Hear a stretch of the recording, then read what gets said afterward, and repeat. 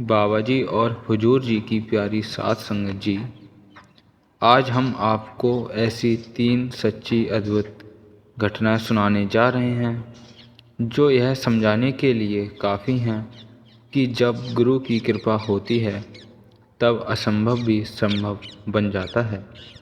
इंसान की सबसे बड़ी कमी यही है कि हमारा विश्वास बहुत जल्दी डगमगा जाता है। जरा सा समय विपरीत हुआ, काम अटक गया या मन पर बोझ बढ़ गया तो सबसे पहले भरोसा ही टूटने लगता है। लेकिन गुरु का संसार कुछ और ही है। वहाँ ना समय बाधा है, ना परिस्थितियाँ, ना सीमाएं। तो चलिए शुरुआत करते हैं उस अविस्मरणीय घटना जिसे किसी ने महसूस तो किया था पर कोई विश्वास नहीं कर पाया, जब तक कि वह पल अनजाने में सीसीटीवी कैमरे में दर्ज नहीं हो गया। यह घटना इतनी चमत्कारिक थी कि जिसने भी देखी उसकी आंखें नम हो गईं और दिल में बस एक ही बात आई, गुरु चाहें तो कुछ भी कर सकते हैं। पंजाब के एक छोटे से कस्बे मलौट में एक परिवार रहता था। परिवार में मुखिया, उनका बेटा और बहू श्री कृष्ण के भक्त थे। रोज मंदिर जाते, पूजा पाठ करते और कृष्ण प्रेम में डूबे रहते थे। परिवार के मुखिया की पत्नी एक सत्संगी थी जो शुरू से ही डेरे और बाबाजी से जुड़ी हुई थी। उसे इस बात का संतोष था कि भले ही परिवार उसके रास्ते पर ना हो, पर कम से कम परमात्मा तक पहुंचने की राह अलग अलग होते हुए भी मंजिल तो एक ही है, और वह है मालिक की भक्ति। घर में एक छोटा सा पोता भी था। उसकी उम्र लगभग 3-4 साल थी। कभी वह दादी का हाथ पकड़कर सत्संग घर चला जाता तो कभी दादा के साथ मंदिर में श्री कृष्ण के दर्शन करने पहुंच जाता। समय बीतता गया और जब वह बच्चा 5 साल का हुआ तो एक दिन वह दादी के साथ सत्संग घर गया।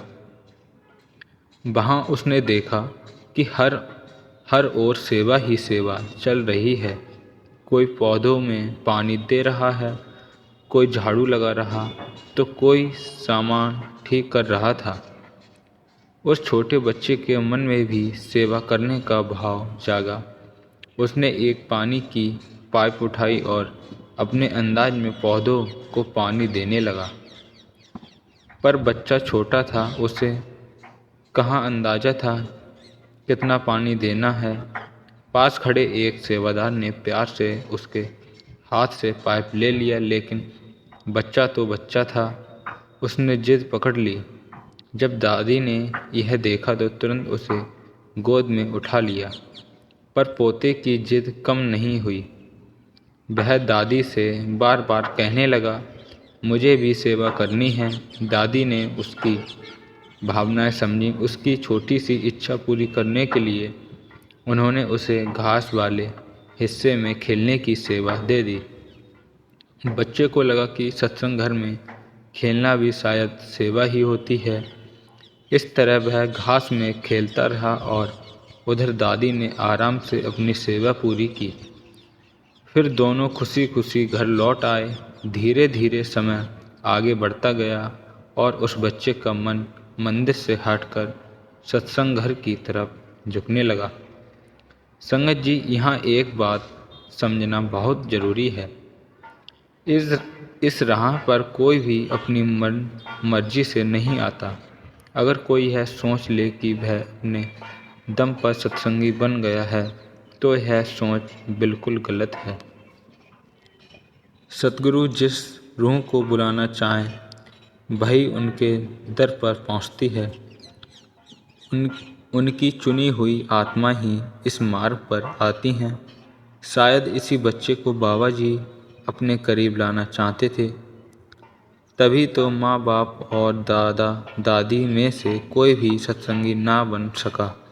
पर इतने छोटे बच्चे में यह रुझान खुद ब खुद जागने लगा। अब बच्चा थोड़ा और बड़ा हुआ। 7 साल की उम्र में ही उसे परमात्मा की बातें सुनने में और रूहानियत को समझने में रुचि आने लगी थी। लोग हैरान थे कि इतनी छोटी उम्र में यह बच्चा आत्मिक बातों की तरफ इतना खिंचा चला क्यों जा रहा है। अब उसका भरोसा बाबा जी पर बनने लगा था। उधर बच्चे के दादा समय समय पर उसे मंदिर भी ले जाते थे। मंदिर में बच्चा अक्सर पंडित को देखता, वह भगवान की मूर्त के आगे भोग रखता, फिर पर्दा खींचकर बंद कर देता और 2 मिनट बाद वही पर्दा खोलकर उसी प्रसाद को बांटने लग जाता। छोटा बच्चा यह सब ध्यान से देखता रहा। एक दिन उसने दादा जी से पूछ लिया, पंडित जी अंदर क्या करते हैं? दादाजी ने समझाया, बेटा, पहले खाना कान्हा जी ग्रहण करते हैं, फिर भक्तों में बांटा जाता है। बच्चे ने फिर मासूमियत से पूछा, अगर कान्हा जी खाते हैं तो पर्दे के पीछे क्यों जाते हैं? सबके सामने क्यों नहीं खाते? इस सवाल का जवाब दादाजी के पास भी नहीं था।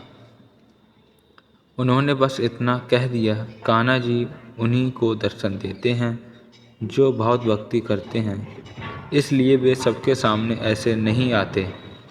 यह बात बच्चे के मन में बैठ गई। घर पहुंचकर उसने सारी बात अपनी दादी को बताई। दादी ने भी वही कहा, बेटा, परमात्मा के दर्शन बहुत भक्ति के बाद ही होते हैं। यह सुनकर बच्चा तुरंत बोल पड़ा, तो दादी, क्या बाबा जी मेरी रोटी खाने आ जाएंगे? भले ही वे मुझे दिखाई ना दें, पर जैसे कान्हा जी भोग लगाते हैं वैसे ही मेरी प्लेट में से एक रोटी तो बाबा जी भी खा सकते हैं ना। दादी उसके भोलेपन पर मुस्कुरा दी। उन्होंने प्यार से समझाया, बेटा, बाबा जी तो कभी नहीं कहते कि संगत उनकी भक्ति करे या उनके लिए कुछ बनाए। दादी ने बच्चे को समझाया, बेटा, बाबा जी हमेशा कहते हैं कि भक्ति उस मालिक की करनी है जो हर एक जीव के भीतर वास करता है। मेरी भक्ति करो, ऐसा वे कभी नहीं कहते। लेकिन बच्चा कहाँ मानने वाला था।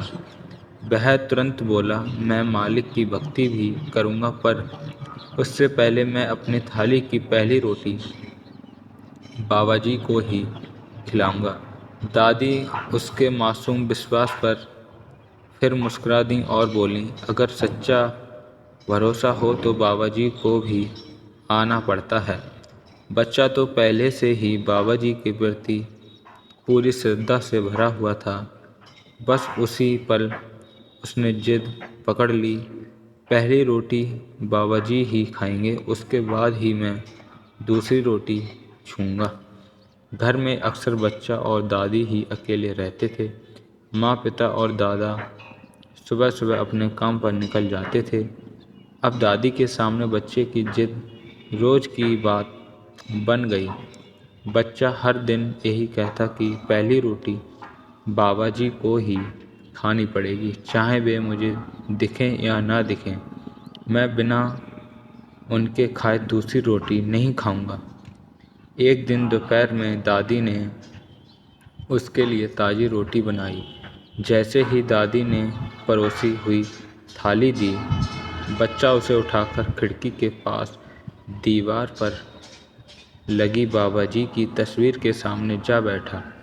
उसने अपनी आंखें बंद की और मन में ही मन प्रार्थना करने लगा, बाबा जी, अगर आप मेरी पहली रोटी खाने नहीं आए तो मैं भी भूखा रह जाऊंगा, पर यह रोटी नहीं खाऊंगा। आपको भी कान्हा जी की तरह मेरी थाली में खाना ही पड़ेगा। उधर दादी रसोई में थी और इधर कमरे में वह नन्हा बच्चा अपनी मासूमियत के साथ बाबा जी को पुकार रहा था। तो